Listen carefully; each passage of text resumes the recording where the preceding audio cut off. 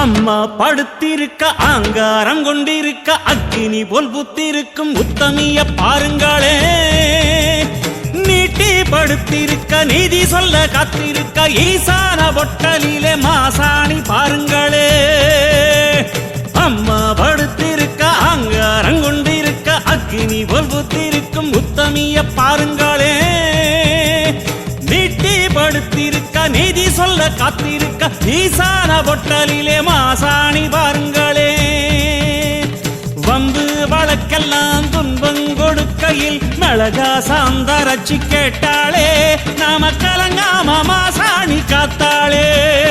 Adishakti